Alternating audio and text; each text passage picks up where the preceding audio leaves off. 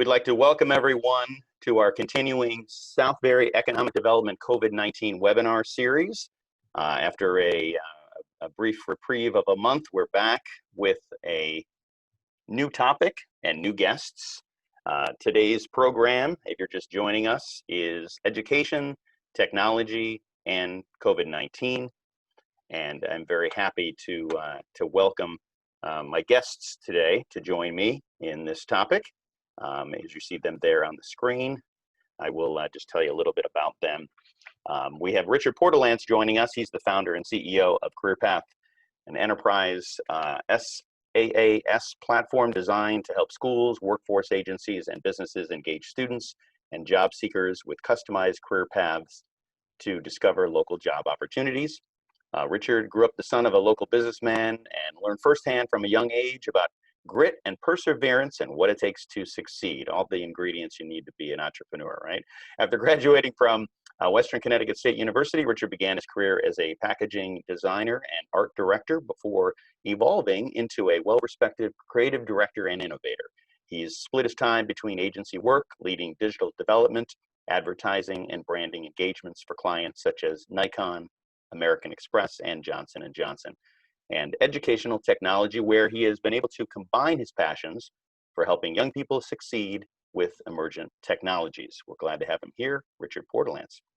Also joining us this afternoon is Joshua Smith, our superintendent from Region 15. He has 22 years of experience as an administrator, program director, and teacher, extensive knowledge of the school district of operations and improvements, along with a commitment to collaborative planning and communications. He has been the superintendent of New Milford Public Schools in New Milford, Connecticut since 2016, served as assistant superintendent in New Milford for 4 years prior, and in addition to holding these administrative positions in New Milford Public Schools, he served as the director of IT for the Ridgefield Public School District from 2007 to 2012, and worked in Hamden and from 2000 to 2007 as well. His educational career began as a student teacher in Region 15's Rochambeau Middle School in 1996, followed by a teaching position at Scatticoke Middle School in New Milford. He has served as president of the Connecticut Education Computer Association and as a member of the Commission for Education Technology, which makes him perfectly appropriate to be talking about this topic today. So without further ado, I'm just going to open back up to our faces here so we can all see one another, and thank also our guests who are joining us for this topic today. And before I dive into my guests' contributions, I just wanted to talk briefly about why we're talking about this topic. Okay, and to do that, let me just go back here and tell you why. So just a couple points I wanted to make. One is, and these are both very timely, just in the matter of the past couple days. So from a high view, this is coming from the federal government, actually the whitehouse.gov. The Council of Economic Advisors estimates that just the 3 months of closures between March and May of 2020 may reduce future potential earnings of children by 2 to 3 to 3.7%. But these adverse effects are not just limited to our children. As schools remain closed, parents often must remain home with few choices for alternative childcare. Council of Economic Advisors calculates that 5.6 million people will be unable to return to work for childcare reasons if schools do not reopen this year. And this, as I said, just came from the federal government just this week. And then I bringing it a little more closer to home with Connecticut.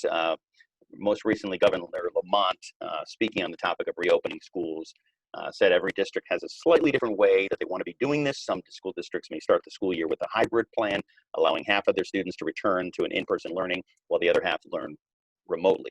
If Connecticut cannot get students into school safely, no one can. So with that, I would like to bring this topic to Joshua Smith, our superintendent. And I thought maybe we'd start, Josh, with an update on the latest preparations made for Region 15's reopening. So I give you the latest of the last 7 minutes or the last 7 days. We're moving quickly. Thank you for the introduction and for having us on today. This is a topic that I've talked about pretty much every day since March 13th. And we've been talking about reopening our schools literally since the day they've closed. We recognize the importance of public education in the lives of our students and in the communities. Today, I'm actually in the high school principal's office. I've stolen it for our conversation today, but our administrators are at the high school today, and we're focused on trauma-informed decision-making. As we look to welcome our teachers back on Monday and students back the following week, we do need to focus on the social-emotional health of our educators and our students as they come back into school. Obviously, this is the first time in anybody's career in a century that we've opened schools under such conditions. And while things are going to be different, a return to some type of normalcy is important for our students and the community.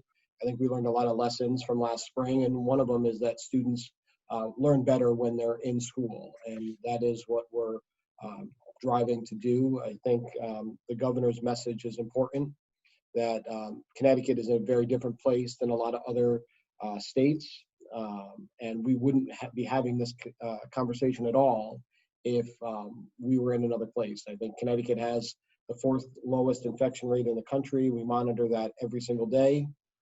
And while I appreciate the struggles of our educators in other states, I don't think Connecticut would be, I hate to use the word cavalier, but I don't know that we would push so hard if we were in other states. Connecticut has been very clear that the 10 per 100,000 infection rate is the threshold below which we can open schools safely.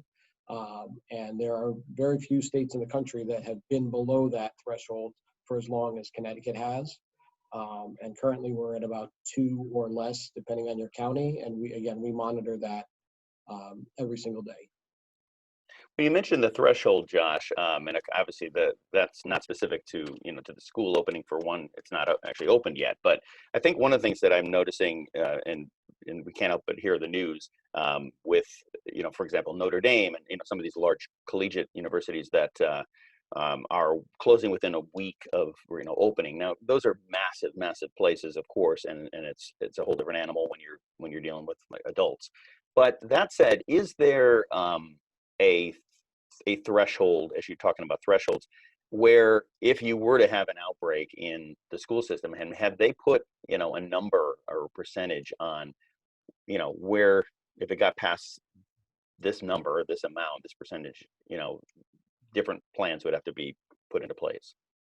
So yeah, and I'll talk to that. Just for those people watching and listening, from the beginning, one of the 4 theories of action of the school district is transparency in our work. And so all of the information that I refer to and reference is on the district website. We've created an area specific to school reopening, and all the documentation, all of the research, everything that's really informed our thinking is on that site, because I want people not to trust just me and saying the things that I'm saying, but I want to make sure you have access to all of the documents and research that we're following, so that you can make an informed choice.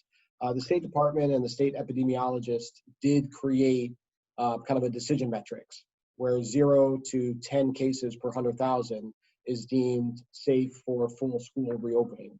I think every community faces their own challenges, even within that kind of 0 to 10 rate. You have kind of local infection rates, but you also have school buildings.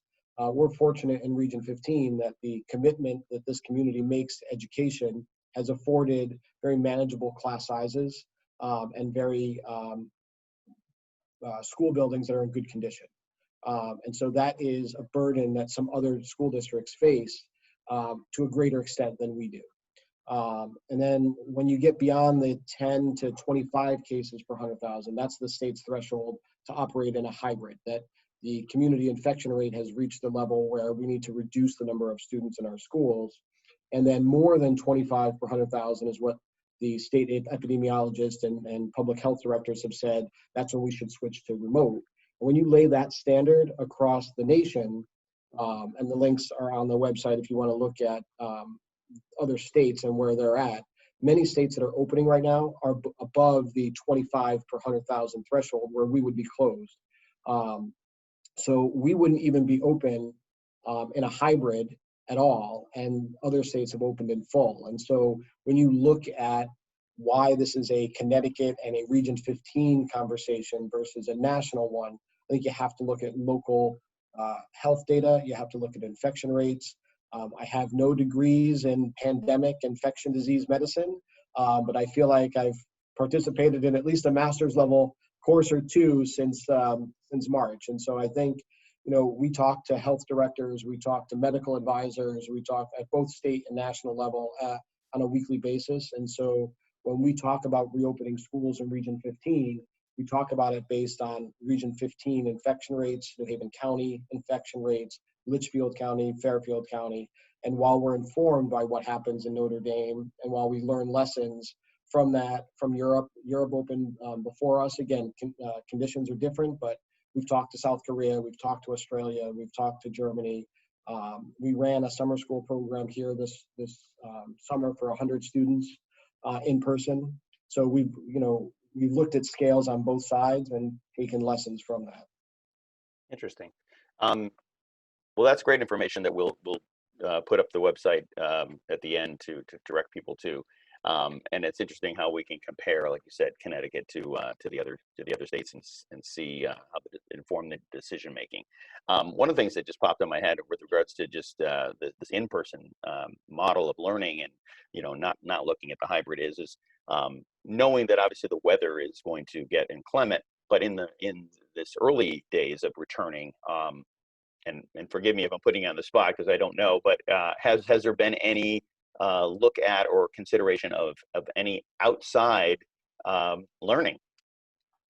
So some of our schools, yes, is the short answer. And part of the open in full, we feel, and medical advisors feel, that we have some of the lowest rates that we're going to have, that we've kind of plateaued. I see Neil coming on. We have some of the lowest rates. We've plateaued a little bit where the level that we're at is pretty consistent. But a lot of our buildings have courtyards and some outdoor instructional spaces. We'll have some tents at our schools. We'll increase the amount of airflow. And again, because of the fall weather, we expect that we'll be able to spend a lot more time outdoors. That being said, we've spent the last decade making our schools safe for students and protecting against unnoticed visitors or unexpected visitors.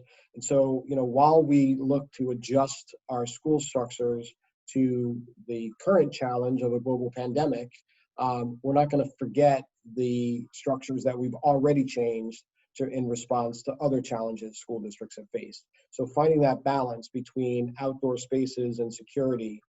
As a district, we have our own security officers in all of our schools. So we do have, again, this is where some of these conversations are local. We're fortunate here in Region 15 that we've taken some steps ahead of time. We have our own challenges that other districts may be ahead of us on. We can talk more about content management systems and some online learning tools that maybe we aren't as advanced as some other districts and struggled a little bit in the spring with that transition. But we have other areas that we do have as advantages. And so courtyards in a lot of our schools are a tremendous advantage. Those doors can be open, the windows can be open without any security concerns. Right. We have open space. ASOs, right.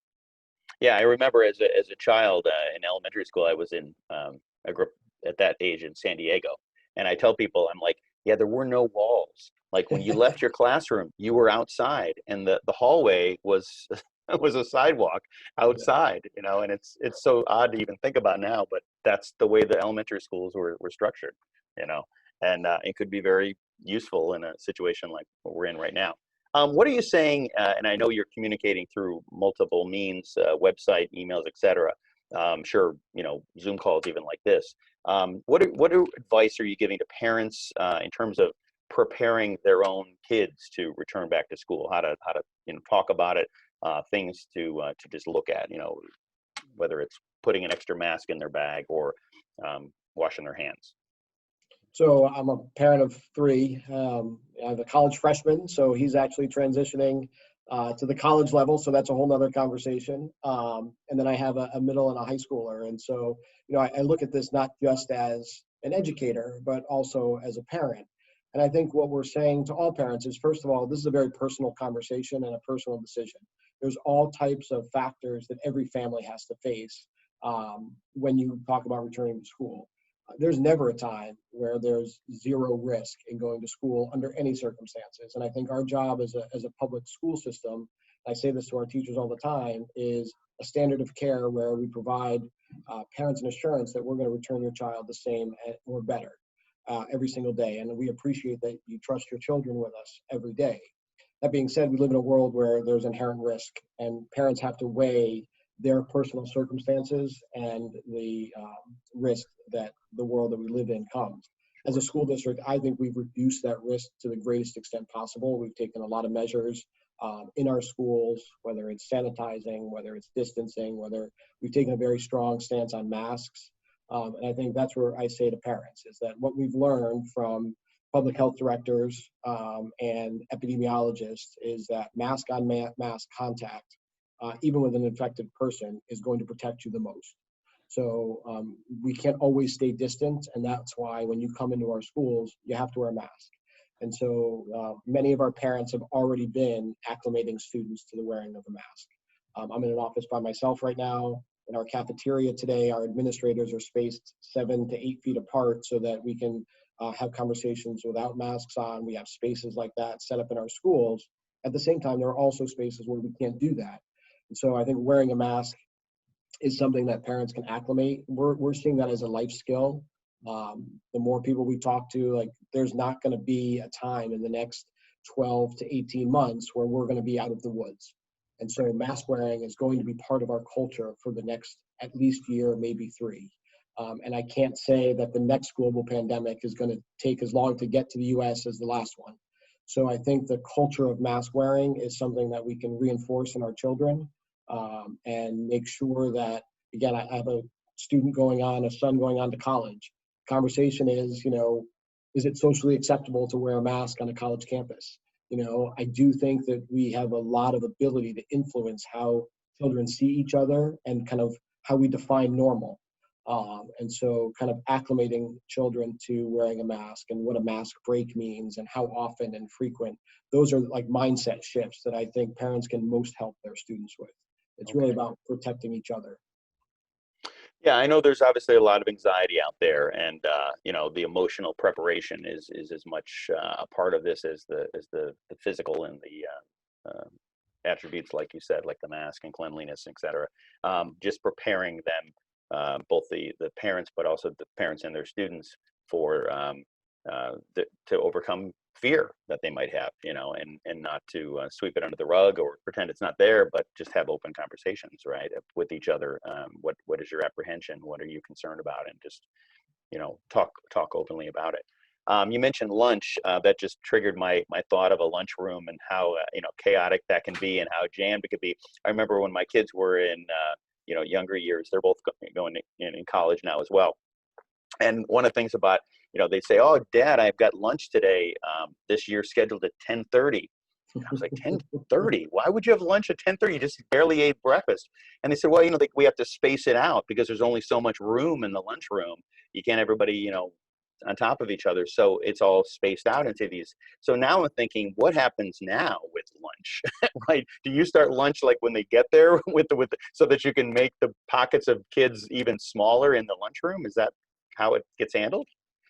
So, the biggest lift of all of this is logistics. I think people think of public schools as educational institutions, which they are, but we're also a massively logistical operations facility when we bring 3,400 students into fairly, efficient spaces. We've been working for decades to make our schools efficient. Global pandemics are not efficient. There's nothing efficient about what we do. A grocery store trip takes 3 times longer. And I tell parents, this is a compromised educational structure. This isn't school as it should be. This is school as it is in a response to a global pandemic. And so everything we do is a compromise, but that compromise will allow us to provide instruction to students, to provide systemic structure in their day, to provide instruction, to provide a safe place for them to go. All of those things are what we do as schools. And so in order to do that, we have to make some compromises. And lunch is one of those compromises. So our lunchrooms look very different. Again, we have efficient lunch tables. So our long tables with seats next to them, and those are all folded up and put away. You know, the round tables that foster conversation and see students close to each other are folded up and put away, because that's a compromise that we have to make. So our lunchrooms are distanced at 6 or more feet apart. At the high school, where we have a little more, it's interesting, we have more space in some areas and less space in others. We're trying to put socially distant circles in place. So at 7 feet apart, picture desks at 7 feet apart in a huge circle, where students can still look at each other. You know, in some of our other buildings, they're in rows, but they're 7 feet apart because students aren't going to have masks on. So we still want to be able to foster some type of experience where they can take their mask off and have lunch. And our cafeterias are big spaces, but they're not big enough. And we are trying to avoid like lunch at, you know, arrive at school at 7:30, start lunch at 7:45. Right. So we're using other spaces. Some of our cafeterias or our gymnasiums are turned into cafeterias. Some of our classrooms are turned into cafeterias, so that we can. We've had lots of conversations on what getting lunch looks like. How do you line up for lunch? How many different offerings are we going to have? You know, are there going to be more kind of grab and go kinds of lunches? So, you know, every part of ours, there's no structure role in our school district that's the same as it was in February of last year. Every single person has seen what we're doing, you know, from lunch to bus drivers to custodians to secretaries. It's not just our teachers that are changing what they're doing. It's everybody that's been part of this conversation of how do we, again, offer public education to students under the umbrella of a global pandemic and keep students safe. That's amazing. Let's turn to technology, as this is part of the topic today and the role the technology has played. So just coming off of last spring and just, you know, the onslaught of COVID and how it affected everything, and then rolling right up to now, just speak a little bit from your perspective on that role technology has played. I know you alluded a little bit to you know, feeling that that's not necessarily the strong set, or at least it wasn't going into this with Region 15, and what you expect it to look like going forward. So it's interesting. I mean, I've spent almost all of my educational career in educational technology and training staff and building structures to foster instructional technology at every level of education. And it's always been done and I use the word hybrid, but more in a dual learning. You're in my classroom and I'm using technology to enhance my teaching. Like a smart board, for example. Smart boards, even content management systems, you know, like Google Classroom or Blackboard, or, you know, I've been part of building 2 one-to-one fully magnet laptop schools where we use Blackboard to deliver everything.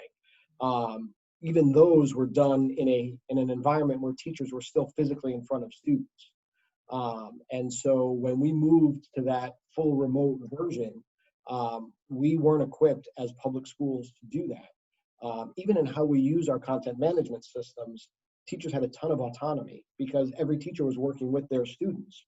And so how I built my classroom and how, you know, Rich would build his classroom didn't matter as much because I was going to be with those students. And so I can say, here's where I'm posting assignments. Here's how I'm going to communicate with you. In a remote setting where our students, and especially some of our younger students, where we weren't using that tool at all, how we communicated, teachers that are well-intentioned, were created systems that were confusing for families because I might call my assignments one thing and put them in one folder, and Richard's calling them something else and putting them in another folder, and parents and students are going, wait a minute, did I do that assignment? Did I not? We had lots of innovation happening where teachers were seeing ideas that other teachers were using. They were grabbing all these new technology tools. But from a student standpoint, I might have 26 now different applications that I'm trying to interact with. So that like systemic consistency that online learning from a one-to-one laptop school, when I worked at that building and we built Blackboard as the primary instructional delivery tool, we built that from the ground up. Teachers were involved in the training. We had modules in there. The whole thing was built, and it took years and lots of staff development. And we did that in like a week and a half, you know, and like our content's not in there. So like, it's interesting for all of the time that we've worked in public school and around building technology, it wasn't designed to be delivered in a remote environment. And I think even what we found was public school doesn't work completely in a remote environment because there's so many other things that we do outside of instruction that is lost, and that we have to find new ways to reach out if we're going to have to exist again in a remote environment. And I think that's the biggest challenge. And everybody that I talk to, we're using this content management tool, we're using this one. There's just no consistency between school districts and even at a state level. Technology is one of those things that it's hard to sustain systemic growth. So, school districts buy an amount of laptops, but they didn't invest in their network, or they didn't invest in software, or they didn't invest in training. And that happens kind of in a non-linear fashion. So we buy a lot of technology that's student-based this year. And school districts like to budget for that because it's tangible. And historically they've gone with anemic networks. So you might have 800 Chromebooks, but you don't have a wireless infrastructure that can handle them all streaming video at the same time. Or you don't have a content management system that's kind of been fully developed. Or you haven't done training because it's expensive and takes time to train staff. And I think all districts have kind of invested differently in different parts of that. And depending on where you were as a school district, like you were either better positioned for some of this or you struggled with some of this. And now it's like an all of the above. And how quickly can we do that? And that's where some of the challenge exists in what we're asking staff to do now. Well, it's very helpful that we have you here in Region 15. I have to say, having that background that you have to manage through this, even at the base level of just understanding it, because you've been submerged in it for so many years, puts you at a place that's above the fray, let's say, in terms of making some of these decisions. But as you said, some of these things take a lot of time, and it's not, you just don't snap your fingers and have a full. We don't have any light switches. There's no light switches, So before we get too far, we're about halfway through this webinar. I want to bounce it over to Rich at this point to tell us a little bit about a career path, how it came, how'd you come to even want to do it, and then I know it's evolved a little bit since your original incarnation, and then where you see it going. So with this, I'm going to bring it over to you, Rich. Thanks a lot, Kevin. I appreciate it. It's interesting kind of coming on the heels of what Josh was just saying, because so much is relevant and strikes a chord with what we've experienced. And the piece I'll grab to kind of segue is the instructors or the school's ability to deliver. And one of the things that Career Path had been formulated for was helping students to go from learning environments into career environments. And we started working out at the higher education level. We worked with Dartmouth at the very beginning. They actually called me to say, we want to develop a program here for helping our students to engage early in career planning. And that's where we got started about 6.5 years ago. And through that experience, we've not only built the technology, what we call a enterprise SaaS solution. So it's a software as a service where we can deliver that platform to any school or any workforce board that wants to use us. And then we can customize it and have, I guess, someone put a moniker on it recently that I thought fit. I was talking to Megan Bennett from Region 12, and she called it an executive management tool. And that's exactly what Career Path is. We engage students, and it helps provide executive management for that career or college planning. So depending on what level you are and where you're going. So over the past few years, we've made some evolutions. We've stopped working so much with colleges or having that as our primary focus. And now we're working, our really 100% of our focus is in Connecticut, because there's such an acute need right now for bringing together our, I was just on the phone with the Department of Publications and up in Hartford, where they're putting together all this data for dissemination to, let's say, Josh's rising seniors who may want to go out into the world, or to dislocated workers. They have a book called Career Paths and other information. And it's disjointed in how it gets out there to the workforce boards or to the schools. So what we're looking at is we're saying, how do we bring this all together under one umbrella and have it disseminated in the same way no matter where you are? So if you're a high school student, or if you're a dislocated worker, or if you're a college student in Connecticut, you can look to one place to have some of that executive functioning tool set and be able to find your path to a successful future, and then have the employers connected at the end. So that's what we're developing. We're working with Northwest Workforce Board right now. We're working with several schools. Nate Quinnell up at East Hartford is an advocate, and we're working with East Hartford High School, Northwest Community College, WestCon, and some others, in order to start to build out the program that we're talking about, and then connecting those employers. So I see this coming together over time, and the really the thing that challenges us, while COVID has provided I think a beacon to say, we really need tools like Career Path out there. But the challenge is exactly what Josh just pointed out, and it always has been, is the schools are under-resourced and overworked. And now they're super overworked and super under-resourced. And so how do you take, even though this is a really useful tool, and we can provide some executive management for students who are looking to go college or career, and help those advisors out, but how do you put the tool in place? You need the manpower to do it. So that's what we're working with. That's what we're struggling with a little bit, to talk to these different schools, talk to the superintendents, and figure it out.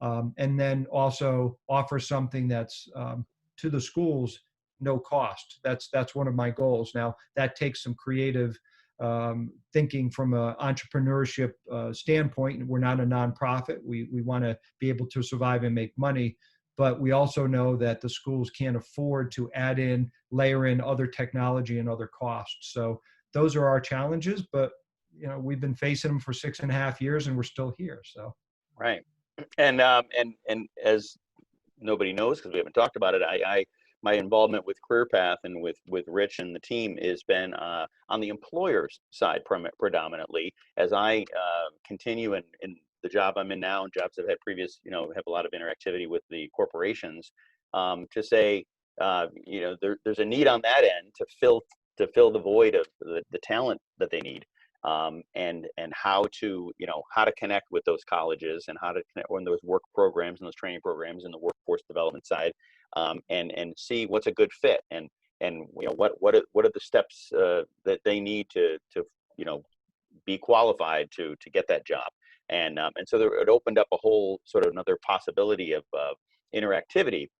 Yeah. But yet at the same time, you're making great inroads with the education systems, particularly at the collegiate level, but workforce boards as well, as you mentioned. So just touch a little bit more on that, on just some of the new partnerships. Yeah, well, that's where it starts, right, Kevin? The end game is the employer, and employability, students that go out there and they find they're happy in their job, because one of the statistics we always point to is that there was about a 34% retention, which means there's a huge number of students who go into jobs for the first time and leave that job within 1 year.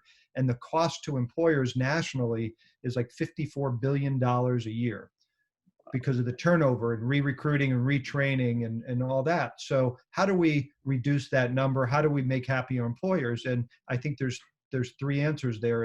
It's soft and hard skills, making those matches and helping that student to become more prepared, and interest. What do they really have an interest in?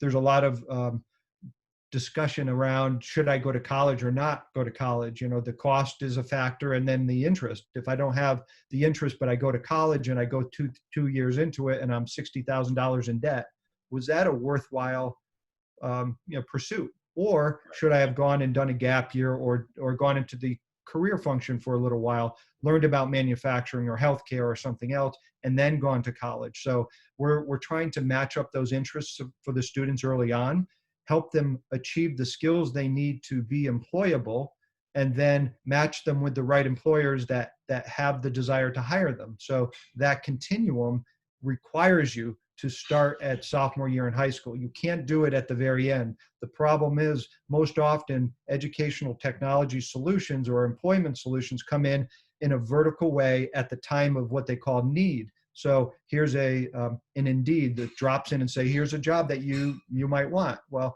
that's at a very discrete point in time, but they know nothing about that student or that person for the 2 or 3 years before then. We want to build that continuum with our education partners, with our employer partners, with our workforce boards, in order for that student to build up over time, and they can see that potential goal and say, I'm a 20% match today for a job, but if I continue down this pathway, I can get to 80 or 100% over the next 2 years. And then I'm a right fitting, and I know I want to do it too. So, because we know that we all have kids that are of that age, they're going to change, right? And so it's very hard to say that pathway is going to stay linear. It's going to move. And so we want to move with them and start to make those matches. And if they could see there's 3 or 4 options out there, all the better. So, that's what we're trying to develop.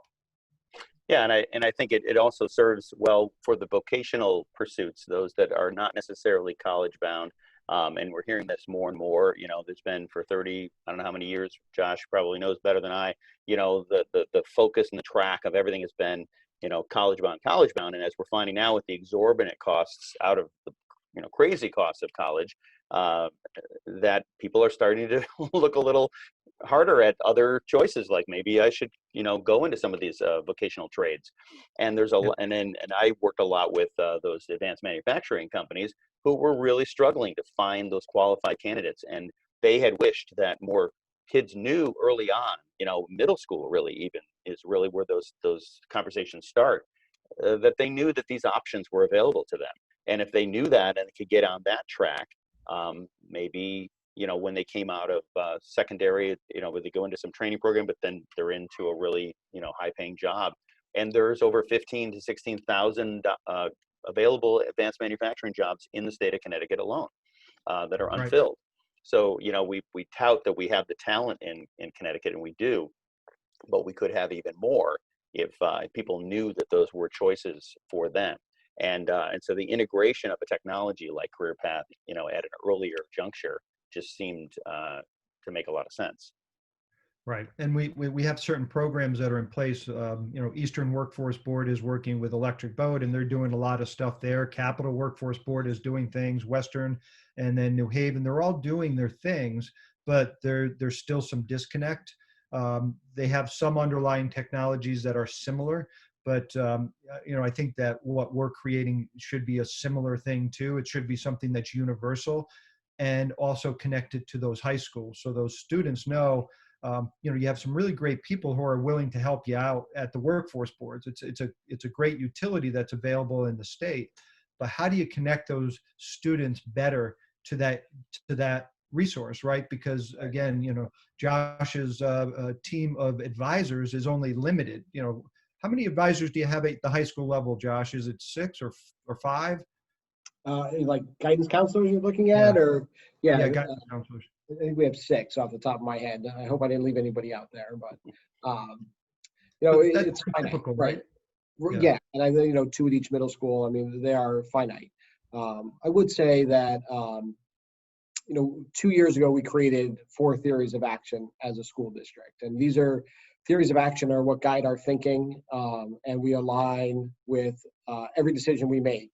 We try to factor in at least one of these. And, the first one's about building inclusive and welcoming schools. And I think, clearly the conversations that have manifested more specifically over the last few months have drawn a crisper lens to that. But as a district, if our schools aren't welcoming to students, they aren't going to learn from us. They need to feel connected. Second was the use of data to drive our thinking. I would tell you that all of our data on COVID anyway is on the district website, and it's clear that that's driving our thinking, transparency in our work. But the fourth one was college and career readiness. That as a public school, while the majority of our students here in Region 15 do go to college, our job isn't to necessarily get you into college. It's to make sure that whatever you decide, you have the skill set and an idea that you have to do something after college. We don't live in a society anymore where you can leave high school and get a lot of careers. Although I have at least one child who will maybe want to be a YouTuber, and I don't know that that's necessarily a career, but I'm learning. I think that you need some post-secondary training of some kind in order to be successful, whether it's in manufacturing or automotive. There needs to be some other type of training. And so we have all the way down to kindergarten now, we start conversations of kind of what do you want to be when you grow up? What's out there? Starting in 4th and 5th and 6th grade, conversations around what is manufacturing? What does that even mean? Even the term engineer. Engineer means a lot of different things to a lot of different people, and not everybody who's an engineer or has engineering skills went to Tufts. That, there's a lot of carpenters that are engineers, and they use engineering thinking, or auto mechanics, or manufacturing that has a lot of engineering in it. So just helping students understand, what all that means, and that in middle school that we start being more specific about it, and what that thinking is and what you're going to do. Right before COVID, I think actually the week after, whatever that was, March 20th or somewhere in there, our high school teachers were set to go visit some of the manufacturing companies in the area and to build closer relationships, because we want externships and we want students experiencing some of that. And again, it doesn't matter from my standpoint that you take that knowledge and you then apply that to a mechanical engineering degree at a 4-year university, or if you say, I'm going to start some of those manufacturing jobs, we're promising, 18 to 22-year-old students pretty high salaries once they finish the training programs. So I want students to be aware of some of those things. I kind of define us being successful as a school district means that your child's not living in your basement, at least not by choice, when they're 25. That we want them to leave with, getting into college, as much as my freshman in college doesn't like me saying this, like that was the easy part. Finishing is more important. The data that matters to me is how many of our seniors go to their 2nd year of college? How many of our seniors graduate college? How many of our students are employable, whether it be out of high school or out of a training program? Because at the end of the day, a high school degree is really just a starting point for what you're going to do after that. And the sooner we help students understand that, I think the more successful they're going to be. I don't have graduation parties at 8th grade for my own children, like you're supposed to finish that. Like we can celebrate it and we can recognize it, but like you're going to go to high school. And it's the same kind of, philosophy. Like finishing high school is a huge milestone in a child's career. But if we've done a good job as a high school, that diploma isn't the end, but you're ready for whatever comes next. And that's the conversation that we focus on here is, what data points are we going to look at? What tells us is if we're successful? SAT scores, they matter at some level, not so much at the student side, but as a school district, how do our graduates measure against others? That matters. My parents moved to Southbury. Thank you for telling what year I started student teaching, Kevin, but because of the education here, my parents wanted me to be a part of an educational structure that was going to prepare me for a better life than they had. And I think one of the challenges of our society right now is it's harder to say to my children, my goal is to give you better. We live in a generation where lots of parents that were successful, their children, we're going to define success a little differently than we might have 10 years ago or 15 years ago. And how do we have that conversation of success? And how do we have students prepared, again, to do something of value when they leave, and to be able to read and write and think and know what's out there? It doesn't matter to me what you choose. I have a tree guy coming to put cabling in a tree that was damaged in the storm. He's an engineer, like he has passion for what he does. He makes a difference in people's lives, and he supports a family over it, and I think that's an important job that our children need to know about if that's what they want to do, and I think the more we have conversations about a treehouse engineer or whatever it is that you find passion for, that's part of the soup that we want students to engage upon a conversation sooner rather than later. Yeah, I think that's a great point, Josh. There's been demonization is a strong word, but I think people will have looked down on certain trades for too long instead of taking a good look at, there's some really terrific opportunities. Manufacturing used to be considered grubby and dirty. You look at some of the facilities in Connecticut and they're spectacular, and the job opportunities are tremendous. So, it's kind of getting over some of those past preconceptions and letting our young people know that there's lots of opportunities to do whatever you want to do. Like you, I have two, one out of college, one in college, and one that wants to be a beautician. She wants to do hair. And so, okay, great. Well, what does that look like? It doesn't mean that your career of learning is over as you graduate high school, but what do you do next? And then how do you continue learning? How do you become a lifelong learner so you can own a business, or you can, you can start to manage your own future, and have, I like to talk about design thinking, how do you design think your career so you can take those moments at certain times and make deliberate choices and instead of just letting circumstances control your life. So those are some actionable skills we can teach our young people. And that's kind of what Career Path is about for me, and why it's a passion point. It's not something that I got into because I thought I would make $1 million the first year. I did it because I love working with young people. I started to work with young people through coaching, and then I worked at Canterbury for 4.5 years in the education. I used to do education technology there, and I served on the Connecticut Association of Independent Schools Technology Commission. So that's kind of where I got my informed start to this, and it continues to excite me every day. Every time I'm involved with these conversations, is that we can make a difference through technology, but it's finding the right way to do that without overwhelming the educators that we're working with, and trying to work with them instead to make things to make the solutions better. And I think we can all agree that seems obvious with one of the things we're learning from COVID is that the hybrid model, or however it's going to end up flushing out and going forward, that the use of technology is in education and in everything is here to stay. I mean, the importance, even here in Town Hall, we're well underway on finding an online permitting software solution, because it's obvious that when your building's closed and you can't get in to do a permit, that it really would be helpful to have an online solution. So, I think it's an important conversation to have. I think that the investment side of things is probably one of the trickiest parts of it, Josh, right? Is this deciding what and how fast and what do we need, and finding the right solution. And it does take so much time, and we're all been just thrown into this. While we're still, before we get to reach the end of our program, I did want to give a chance to our guests to ask some questions. I do, if you haven't already discovered, there's a chat box. You can click on that and you can submit a question. I did have a couple that were submitted earlier as well.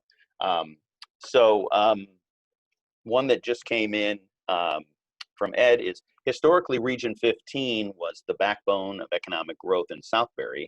It's what attracted families to live here. That changed in and around the Great Recession. What are we doing, or what are we seeing now as far as new student enrollment? And Josh, do you believe this is part of a trend or just a temporary blip? So I would say, to some extent, while all of Connecticut saw a large reduction in population with the recession, centers and towns like Southbury that had, and Middlebury, Region 15, that had strong educational systems, saw less shrinkage and are going to rebound faster. There's not a family I talk to, and again, I guess my peer set and the families that I speak to are somewhat a specific constituency, but they move here because they want a solid education, and they want to be part of Region 15. And when you talk to other high-performing communities, that's the same. I think that we're starting to see, and we started really last year, seeing housing sales move quicker, especially when there was a little bit of a sweet spot that may still be there, where starter homes in Southbury and Middlebury were selling extremely quickly. There were houses in Southbury and Middlebury that sold in days, and that's still happening. We've seen an actual uptick now as March, Western New York, and Eastern New York and Western Connecticut started to see people moving over the border, Right. and moving up, as New York had some issues around healthcare and people deciding maybe I want to be in less densely populated places. So we've seen steady enrollment, and I think most of kind of our neighbors, when you talk to the Newtown and Region 12, which is Washington and Roxbury and Woodbury, that housing sales have really picked up. I mean, there's a finite amount of housing. And I think as Middlebury saw last year, what happened is people who sat on homes during the recession didn't want to sell. There were empty nesters that had been in town. As the real estate market picks up and interest rates are still low, now is the time to sell. And then oftentimes what happens is a family moves in. So there's a lot of turnover of real estate in town that is being sold by folks whose children went through the district, and now new families are moving in. And so I don't think it was a temporary blip. I do think there's probably a plateau on every graph that we have, because again, the numbers of available housing are somewhat fixed. There's not a lot of new construction happening in at least Middlebury. I don't know the recent numbers in Southbury. So there is some finite pieces to that. But as long as there's available housing, I think families will move here. Yeah, I think from an economic development standpoint, I can weigh in on that. Can you hear me? Oh, I can hear you, Neil. This is Neil back. Hi, Josh. How are you, sir? Good. We're doing deep research on triggers for school closures today. Stay tuned. But anyway, we're seeing a major building boom. You don't see it yet.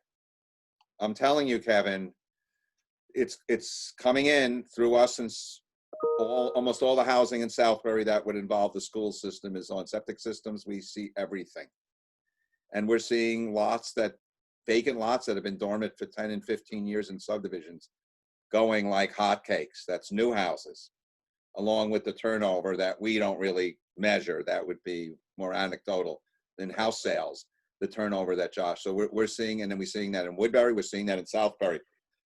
And if you had 100 apartments on Main Street, 2-bedroom apartments, you would see them rent out. I'm telling you right now. There is the COVID issue, there is the great school system issue, and now in the last 2 months, there's the escape from New York issue. No one wants to talk about it, but I will. It's actually real. We talk to people from New York City who are building homes up here from New York. Okay, thanks. And not I don't just know for if you get Russell, in your numbers yet, Josh, but it's a real phenomenon. Yeah, that's Neil Lustig, Director of Health. Thank you for contributing there. That I know you and I have had some conversations about this, and about some of these new subdivisions. The one you mentioned went in 2002 and had never been built on, and now we're seeing new building happening. So yeah, this is actually like a daily thing. The information, and eventually it's going to end up in Region 15, Josh. I don't know if it is yet, but it is going to happen.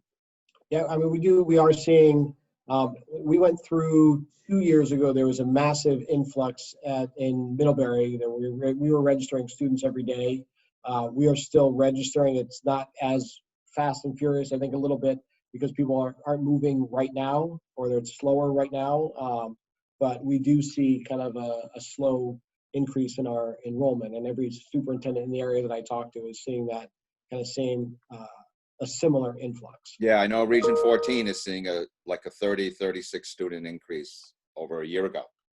We're tracking it now. I track it daily because space matters to us. You know, I might have been able to put 2 more desks in a classroom 6 months ago.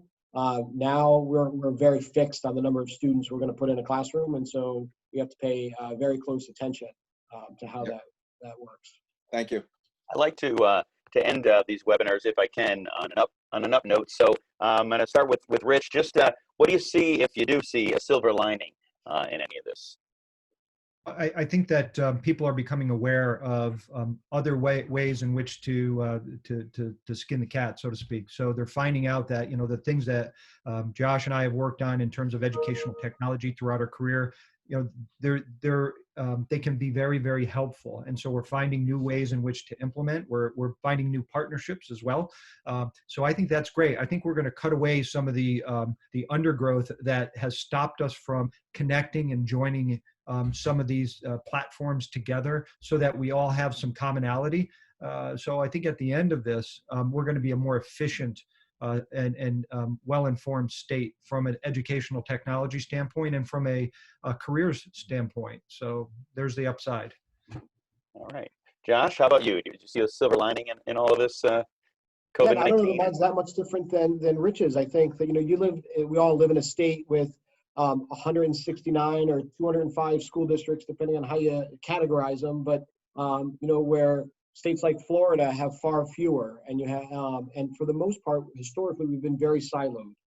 School districts don't tend to break down barriers, whether that's between corporate and education, whether it's between, inviting teachers in to be part of the solution. I think what we've been doing for the last 5 months is I spend a lot of time on Zoom meetings now, and we're much more likely to jump on a call and say, how are you approaching this? And let's get more voices in the room. And, and I think that the good and bad is that all of the structures that we've operated under for 100 years now have to be rethought, as I started the program with, from school buses to lunches to math class.